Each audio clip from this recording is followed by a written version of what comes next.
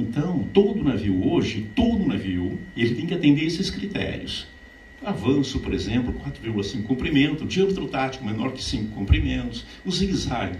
Primeiro o overshoot tem que ficar em 10, 20 graus, não vou entrar em detalhes. Isso aqui o projetista tem que dizer, se ele não atender isso, o navio não é aprovado como classificador. No projeto, na construção. Então nós temos essas curvas, né? Referência, parada brusca, 15 comprimentos até um limite. Se o navio for muito grande, 20 comprimentos. Isso aí é bastante complacente comparar. Mas, consequências disso. Vamos ver consequência rápida. Vocês conhecem algum navio? Onde, se eu quiser atender manobrabilidade, como projetista, eu tenho que mexer na popa do navio. Que é como na aviação, eu tenho que mexer na empenagem. Se eu quiser que meu avião tenha uma manobrabilidade melhor, eu mexo na empenagem dele. Empenagem, dotar de penas, né? Coloquei uma flecha, você colocava pena, tá? E dotar de penas, empenagem, tá? Aqui, a empenagem, a popa do navio, então a gente acerta o navio mexendo na popa. Todos os navios hoje têm popa transom. Já verificaram essa popa reta, que é retangular, aqui é reta na popa? Todos os navios, acabou aquelas popas curvas. Não existem mais. Então, padrões que a gente usava há muito tempo atrás, nos 80, não se adotam para os navios de hoje.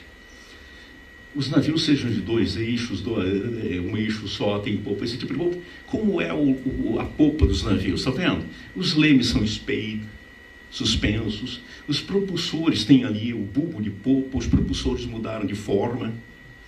Uma adequação para atender os critérios de manobrabilidade IMO, questões também de economia e consumo de combustível. E o meu projeto, como eu falei, bom na aviação. Quando eu projeto um navio, eu projeto ele como se fosse um avião. Não tem diferença, um está no ar e o outro na água. É hidrodinâmica ou aerodinâmica. Como hidrodinamicista, não vejo diferença nenhuma. Uma tem estabilidade no plano vertical, o outro tem estabilidade no plano horizontal. A vantagem é que o navio não cai, digamos assim, porque o empuxo sustenta ele. Tá? O princípio é o mesmo. Agora vamos, mesmo em águas profundas e baixas velocidades. A IMO normatizou águas profundas, velocidade normal, de cruzeiro.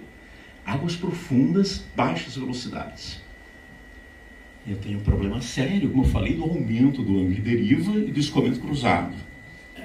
Estão vendo? A última tese de doutorado na Universidade de Hamburgo, em 2021, trata justamente disso. Eu sou fã desde de Kempf, da Universidade de Hamburgo. Então, a gente está tratando justamente disso, né? Porque até hoje a ciência naval não tem uma conceituação clara sobre isso. Os nossos estudos, né? Vamos tratar de águas pouco profundas, exemplo. Os nossos estudos antigos se baseavam nas pesquisas, principalmente foram feitos com o navio petroleiro, por exemplo, com a SOSAC, tá? Com o professor Lincoln Crane e o comandante, que ninguém fala desse navio, que era o comandante Gomes. Né? O comandante Gomes, o link entre o engenheiro Lincoln Crane e o comandante Gomes é que permitiu que diversos ensaios foram feitos para avaliar a controlabilidade e a manobrabilidade do navio em águas rasas. Então a gente tem um plano de linhas aqui do SOSAC e eu tinha todo o comportamento desse SOSAC. E o pessoal usou essa referência dos anos 80 para extrapolar resultados até para simulações. São válidas para hoje? Não. Tá? Hoje, em engenharia naval, nós temos um simpósio, a qual eu participo inclusive, que é o conhecido como SIMAN, que é Simulation Maniobra Naval. É um acrônimo. Tá? E lá, às cegas, nós recebemos cascos, que são conhecidos esses cascos, esses cascos não são de navios existentes. E nós temos que difundir resultados às cegas sobre o comportamento do navio em águas rasas. Olha a diferença, senhores. É uma predição às cegas. Não temos uma padronização para os navios de hoje. Eu não estou em área de praticagem ainda. Eu estou no fundo plano, a razão de profundidade 1.2 e só estou com o navio em águas rasas, em velocidade normal, tá?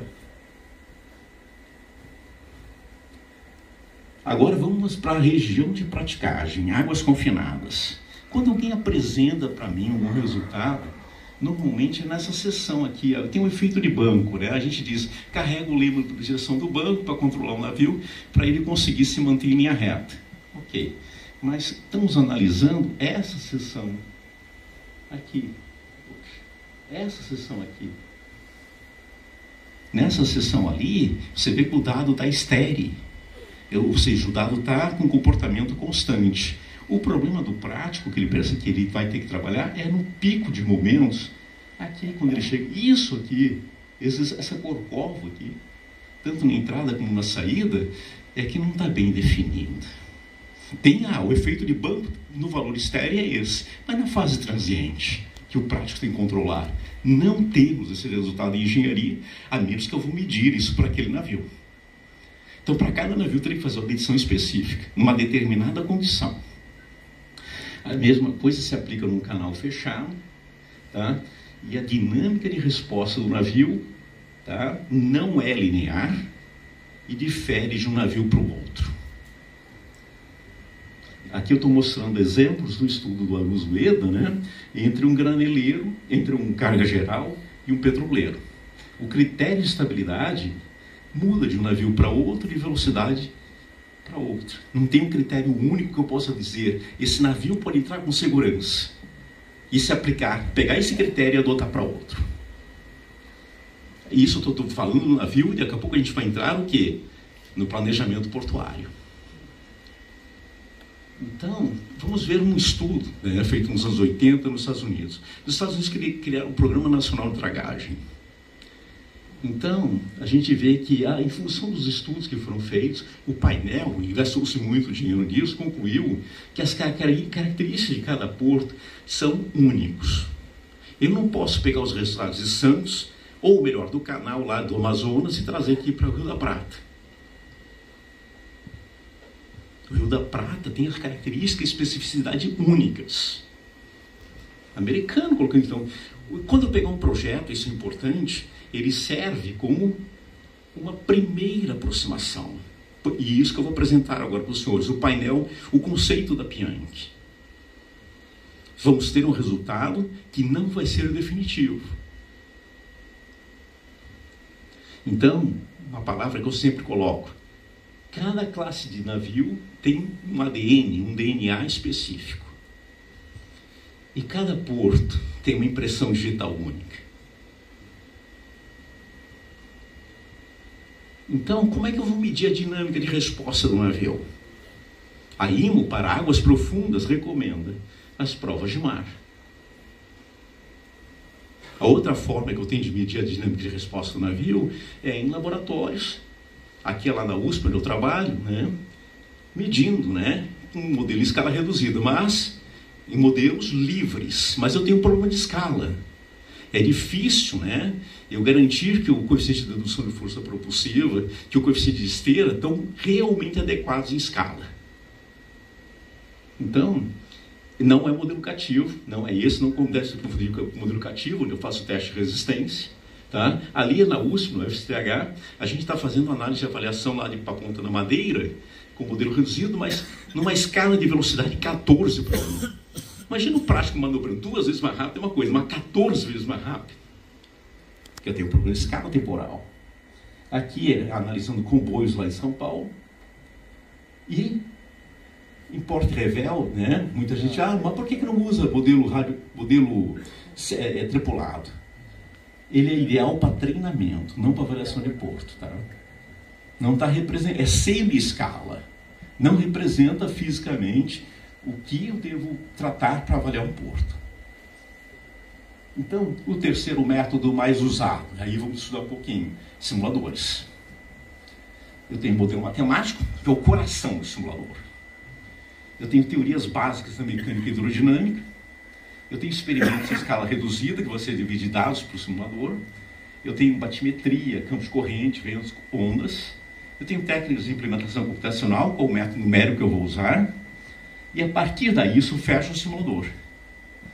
A partir daí eu tenho sistema de visualização, eu tenho controles de instrumentos, eu tenho refinamento baseado na experiência de práticos e comandantes. O comandante vai servir para mim para dizer se o motor do navio está legal, se a máquina do navio está ok, se a dinâmica do leme está ok. E é para isso que o comandante vai dizer, ele conhece o navio, se o RPM está crescendo da forma correta ou não. Agora o prático é se o comportamento daquele navio está adequado com o que ele experimenta na realidade. Simuladores, senhores. Aviação. Nós temos 30 mil aeronaves em torno do mundo, tipos de aeronaves, tá? Ao redor de 50 modelos diferentes na aviação. E no meio marítimo? Barcos, navios aqui. Eu tenho aproximadamente 60 mil barcos com 10 mil modelos diferentes. Então, eu tenho um problema com simuladores. Os simuladores marítimos devem ser flexíveis e personalizados. Então, vamos diferenciar treinamento de parte de fins de engenharia. O simulador tem duplo uso. Primeiro, formação e qualificação e investigação e engenharia. Depois temos diferentes requisitos. O de treinamento, ele forma formação e qualificação, eu vou procurar reproduzir qualitativamente, não quantitativamente o movimento. O que eu estou querendo dizer com isso? Tem um efeito de banco aqui. A proa do navio vai abrir. Ok, quanto? Não precisa do valor correto. A proa abrindo, um treinamento está ok. Agora, em engenharia, eu preciso saber se a razão de que nada for muito alta, pode ser que o navio atravesse, como aconteceu no canal de Suez. É diferente. Então, quando eu vou para fins de engenharia, eu preciso de um valor real.